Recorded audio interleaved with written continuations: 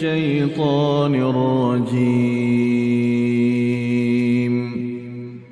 بسم الله الرحمن الرحيم. Bismillahirrahmanirrahim. Assalamualaikum warahmatullahi wabarakatuh. Alhamdulillahirabbil alamin. Alhamdulillahillazi ahyana ba'da amatana wa ilaihil nusur.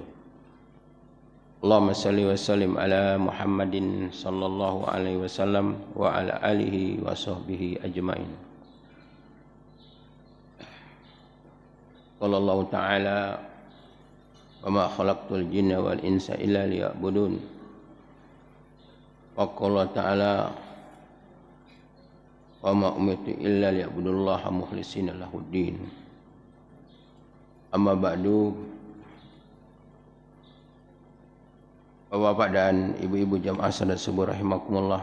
Alhamdulillah, di pagi yang sejuk ini marilah kita senantiasa bersyukur kepada Allah Subhanahu wa taala yang telah menghidupkan kita kembali sebagai sisa umur kita dari hari kemarin dan hari-hari sebelumnya masih dalam keadaan iman dan Islam, masih dalam dan sehat walafiat lahir dan batin, hingga kita berkesempatan untuk melakukan salat subuh secara berjamaah. Mudah-mudahan kehidupan kita pada pagi hari ini adalah hidup yang diberkahi Allah Subhanahu wa taala, karena kita memulai aktivitas kehidupan pada pagi hari ini, yaitu kaki menuju Baitullah, rumah daripada rumah-rumah Allah Subhanahu wa taala, dan kehidupan kita pada pagi hari ini dimulai dengan untuk beribadah dan berzikir kepada Allah Subhanahu wa taala. Sehingga orang-orang yang melakukan salat subuh, andai kata datang ajal dia pada hari itu, maka dia termasuk orang-orang yang husnul khotimah, karena mereka adalah di dalam pemeliharaan, penjagaan Allah Subhanahu wa taala. Selawat serta salam mudah-mudahan Allah selalu melimpahkannya kepada Rasul pilihan kasih kita, Nabi kita Muhammadin sallallahu alaihi wasallam, dan juga kepada keluarga, sahabat dan pengikut-pengikut Rasulullah SAW, insyaAllah termasuk kita semua. Amin ya Rabbal Alamin. Bapak Ibu rahimakumullah. Qala Allah Ta'ala wa ma khalaqtul jinna wal insa illa liya'budun. Tidaklah aku jadikan jin dan manusia kecuali untuk menyembah kepadaku, kata Allah. Ibadah bagi orang-orang sebagai hamba Allah Subhanahu wa taala tentu tidaklah mudah, kecuali bagi orang-orang yang telah mendapatkan petunjuk, hidayah, taufik dan rahmat Allah Subhanahu wa taala. Allah Subhanahu wa taala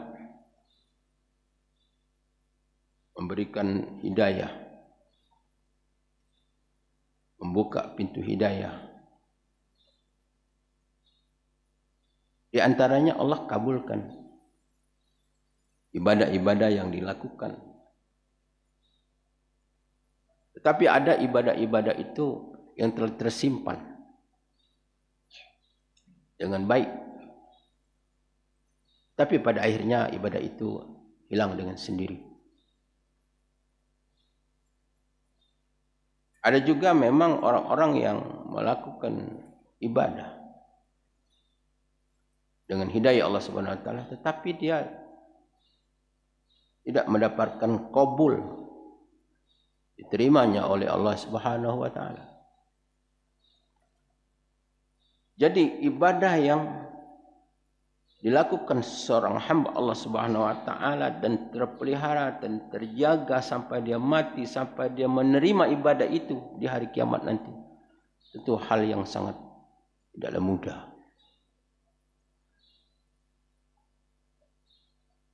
Bapak-bapak dan ibu-ibu rahmatullah, ada orang-orang ibadah dengan keikhlasan, dengan itibanya Rasul, dengan kesempurnaan syarat dan rukun ibadah, sehingga terima Allah Subhanahu wa taala. Terjaga, terpelihara. Tetapi akhirnya ibadah itu jadi rusak. Seperti firman Allah Subhanahu wa taala, ya ayyuhallazina amanu la tubtilu shadaqatikum bil manni wal adza. Hai orang-orang yang beriman, janganlah kamu merusak sedekah kamu dengan menyebut-nyebut dan menyakiti hati yang menerima. Misalnya ada orang kasih uang sama seseorang, misalnya 100.000, apakah 1 juta, dengan ikhlas. Kita beberapa tahun, 10 tahun, 20 tahun, cerita-cerita, ngobrol-ngobrol. Asianu itu dulu aku yang bantu sampai dia bisa maju tuh. Kalau tidak aku bantu, susah dia dulu. Sudah tersimpan, hilanglah ibadah. Amal tuh, karena disebut-sebut tadi. Ya.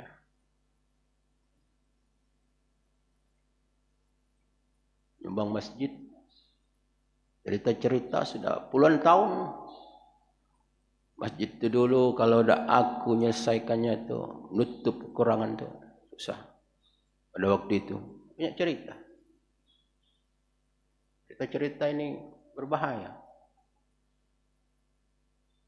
Inilah yang disebutkan oleh Allah Subhanahu wa taala, ya ayyuhallazina amanu la tubtilu shadaqatikum bil manni wal adza kalladzi yunfiqu malahu ria'an nas wa la yu'minu billahi wal yawmil akhir kama salisafanin alitrab. Jadi orang-orang seperti itu seperti batu yang licin, di atasnya ada debu. Kemudian debu itu ditimpa oleh hujan yang lebat, dan batu yang licin, yang hitam itu kembali tidak berdebu. La yaqdirun ala syai'in mimma kasabu. Sehingga amal dan usaha yang mereka lakukan semuanya musnah, hilang begitu saja. Bapak Ibu rahimakumullah, itu juga seperti orang-orang yang murtad. Orang-orang murtad dibatalkan Allah Subhanahu wa taala. Seperti orang-orang yang mengikuti kajian-kajian, akhirnya dia timbul keraguan. Keraguan tentang Allah, tentang hari kiamat, tentang Rasulullah. Timbul keraguan, apa betul ya? Keraguan-keraguan itu akan merusak daripada imanannya, tauhidnya. Ini rusak ibadahnya.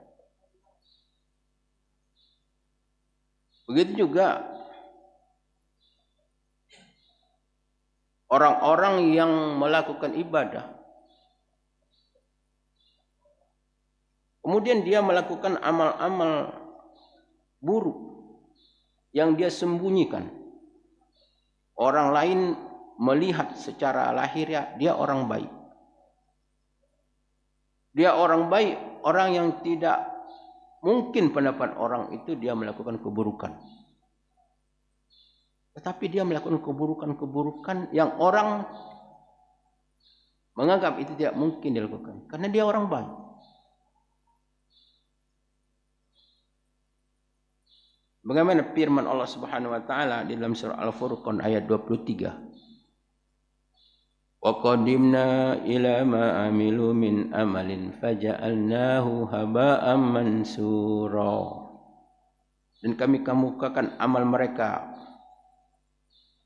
Wa qadimna ila ma amilu, dan kami kemukakan apa yang mereka amalkan, dan kami jadikan amal mereka itu seperti debu yang berterbangan.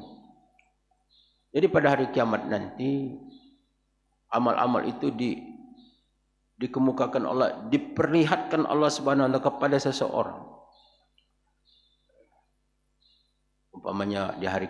Umpamanya di dunia ini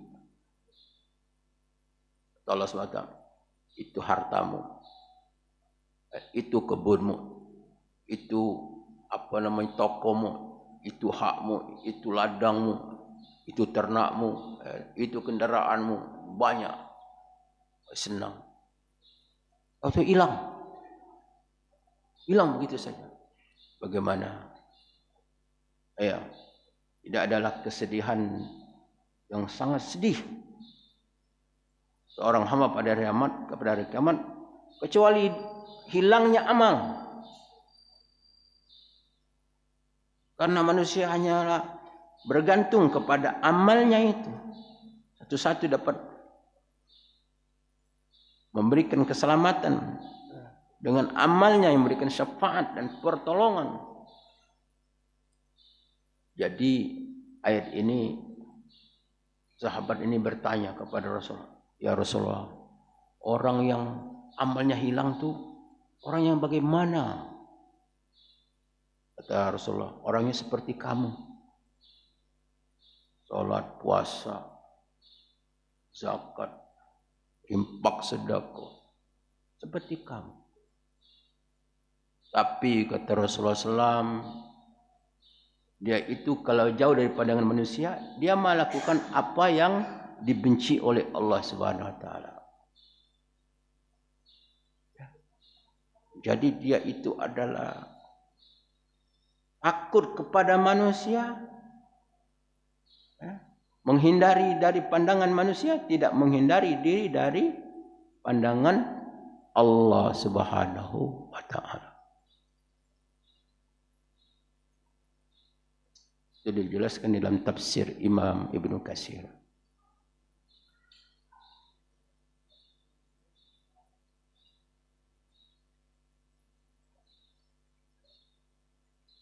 Kemudian yang kedua adalah ketaatan yang tidak mendatangkan pahala. Ketaatan yang tidak mendatangkan pahala. Seperti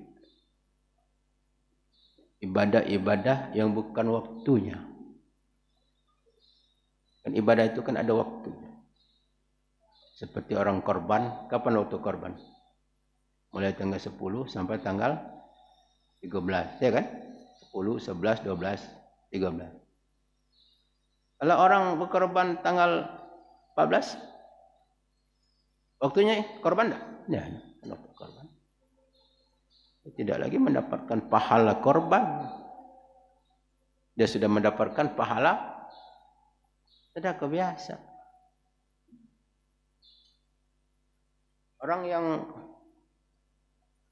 mengeluarkan zakat dan fitrah di bulan Ramadan, sesudah orang salat Idul Fitri, kira-kira diterima tidak? Diterima. Dia tidak lagi zakat fitrah. Illa insyaallah. Dia merupakan sedekah biasa. Kenapa? Karena bukan waktunya.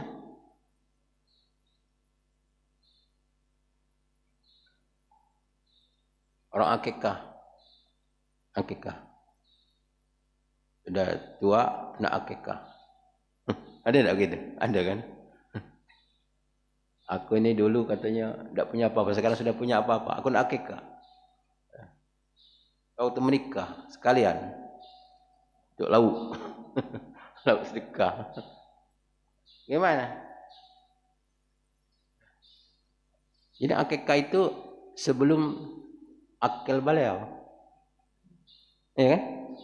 Sebelum akil baliau. Kalau sudah akil baliau, nak akikah, dia tidak lagi mendapatkan pahala akikah. Ya, paling-paling sedekah biasa.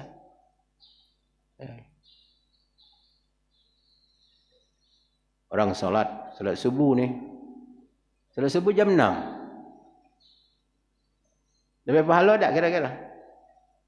Dapat pahala tak? Tak dapat. Kenapa? Bukan waktunya. Bukan waktunya. Jadi waktunya sudah ditentukan Allah Subhanahu wa taala. Jadi ibadah itu harus sesuai dengan waktu-waktu yang telah ditentukan oleh Allah Subhanahu wa taala. Begitu juga ibadah yang tidak diterima Allah Subhanahu wa taala.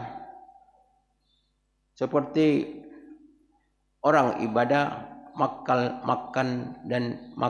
atau minum yang haram. Dia taat. Makan yang haram, minum yang haram. Dalam sebuah hadis Rasulullah SAW, bahwa setiap hari malaikat yang berada di Baitul Maqdis berseru, siapa yang makan yang haram, yang ibadahnya tidak diterima Allah Subhanahu wa taala. Baik haram itu secara zat, secara hukum. Kalau haram secara zat seperti orang makan babi, anjing, hal-hal yang memang zatnya haram. Tapi ada haram secara hukumnya, seperti orang jual ular, jual biawak, beli beras. Beli beras. Ini hukumnya haram. Hukumnya haram.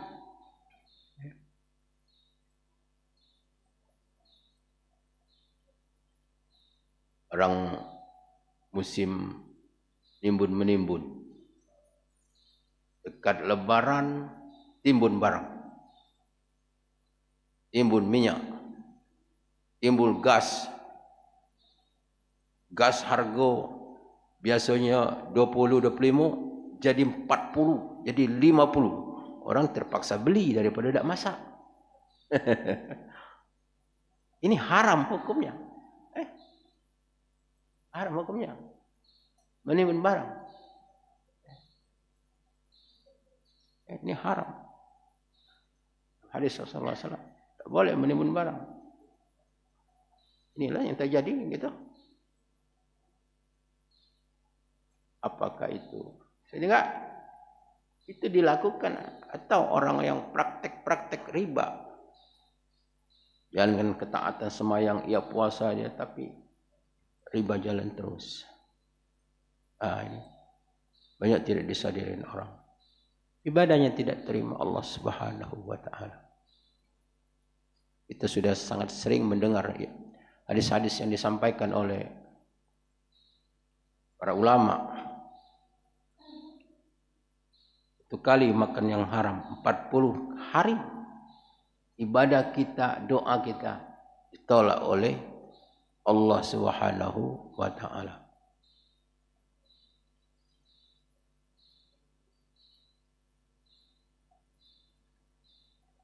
Bapak Ibu rahimakumullah.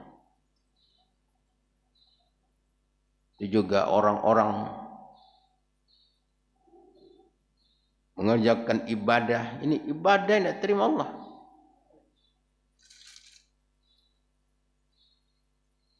Ada pakaiannya.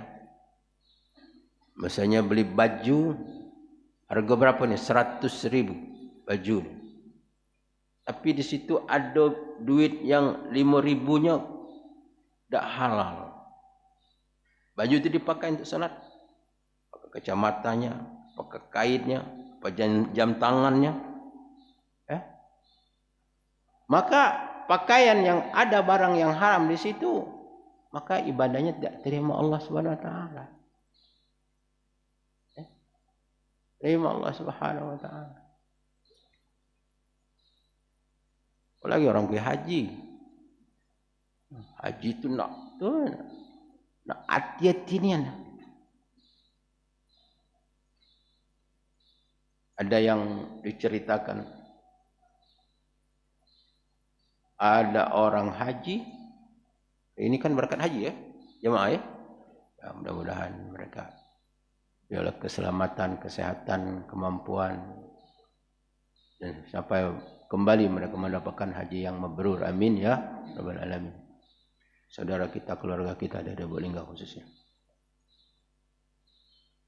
Orang itu pergi haji, jual tanah. Tanah itu tanah orang tua, diambilnya sendiri. Orang dulurnya tidak dikasih duit. Sampai di pesawat mendekati tujuan ke Jeddah, dia kena kesurupan, gila di pesawat.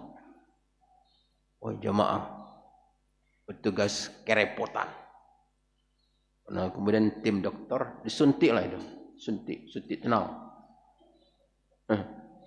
Oke, tidak merontak-rontak lagi.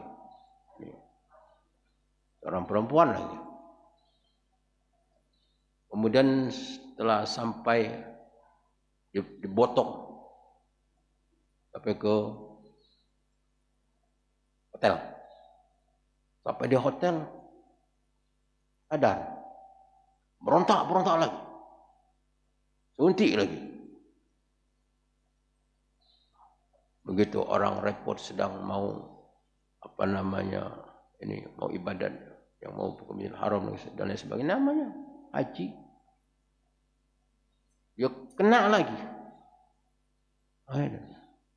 Sampai pendek cerita sampai pulang itu berontak lagi, suntik lagi sampai ke Indonesia. Setelah sampai di Indonesia ditanya, apa ini? Ternyata dia duitnya itu duit duit tanah yang dijual, diambilnya dewek. Jadi hak saudara-saudaranya tidak dikasih haji.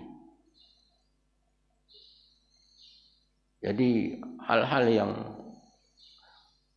ibadah-ibadah itu, pakai sedekah, infak sedekah, memang apakah mendapat pahala orang yang bersedekah itu dengan min kasbil haram, didapatkan daripada hal-hal yang haram? Jawabnya bukan dapat pahala, dapat dosa.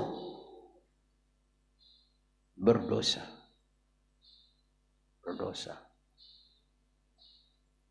Karena dalam hadis Rasul dikatakan, innallaha thayyib la yaqbalu illa thayyib. Allah itu baik, Allah tidak menerima suatu kecuali yang baik. Kalau air putih itu di dalam cerek itu dituang, tetap air putih. Tidak mungkin air putih jadi air madu, air susu, jadi air kopi, tetap air putih itu.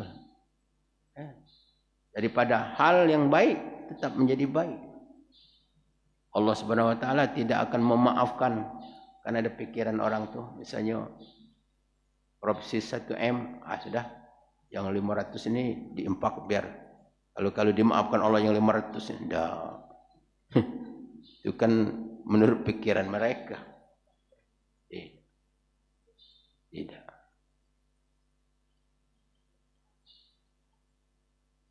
Begitu juga orang-orang yang melakukan ketaatan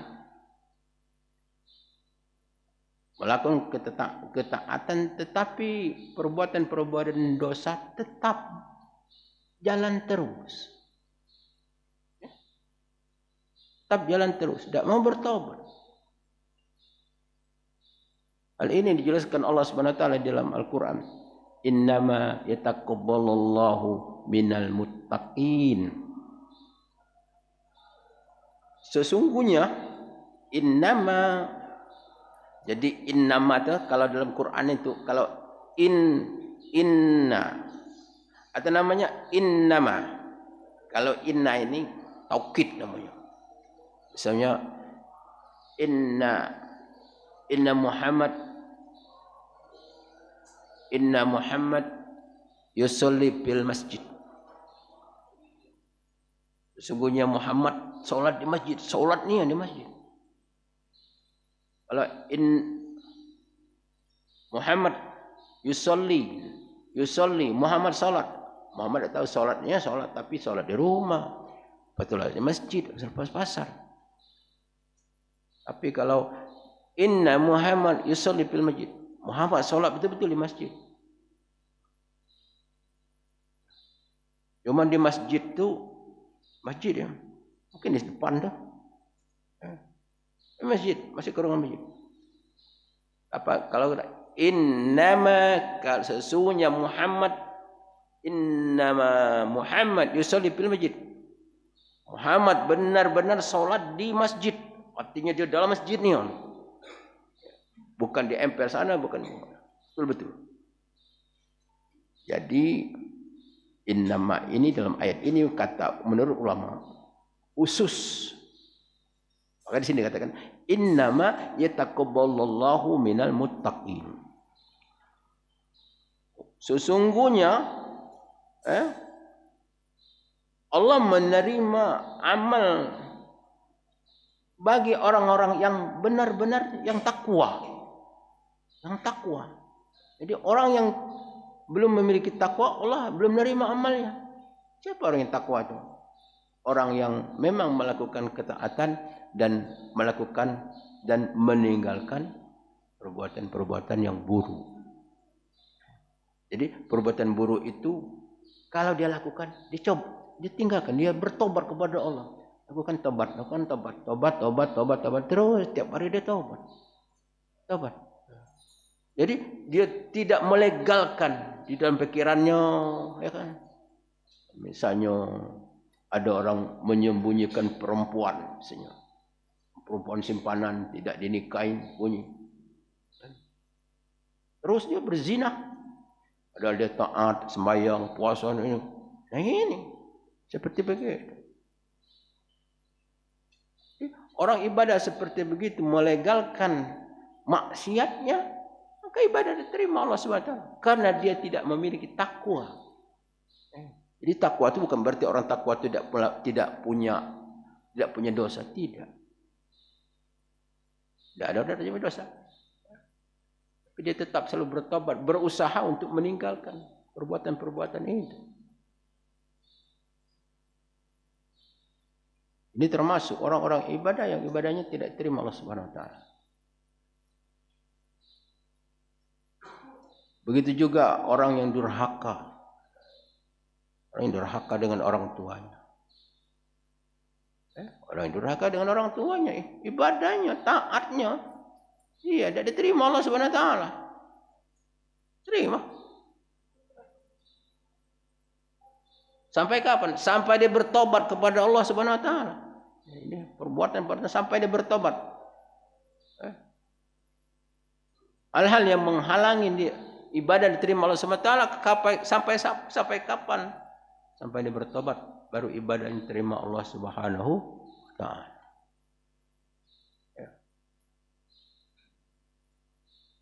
Begitu juga para istri-istri yang durhaka kepada suami. Ya. Durhaka kepada suami, ibadah. Ya. Kalau selagi suaminya belum redo, cuma ibadahnya. Terus diterangkan dalam hadis, banyak hadis yang menerangkan demikian. Bapak Ibu rahmatullah, jadi kita di dalam hal ibadah ini memang ibadah yang dilakukan di dalam kehidupan seorang hamba itu tidaklah mudah. Sehingga ibadah itu sampai terpelihara, terjaga. Dalam sebuah hadis Rasulullah SAW, man qala la ilaha illallah alisan fi qalbihi dakhala jannah. Siapa yang mengucap kalimat la ilaha illallah ikhlas dari hatinya, maka jaminannya surga. Jadi dalam kajian para ulama, ini kalimat berapa kali diucapkan, kapan kalimat itu diucapkan. Jadi di antara pendapat para ulama itu mengatakan walaupun satu kali dia mengucapkan kalimat itu, tetapi kalimat itu tetap terjaga di dalam hidupnya sampai dia mati, dia termasuk. Sekarang pertanyaannya, apakah seorang itu dapat menjaga dan memelihara daripada hal-hal yang namanya syirik? Ya kan? Baik daripada ucapannya, dan perkataannya, perbuatannya, apa dia bisa terjaga itu? Nah, itu pertanyaannya. Maka oleh karena itu Rasulullah SAW mengatakan dalam hadis,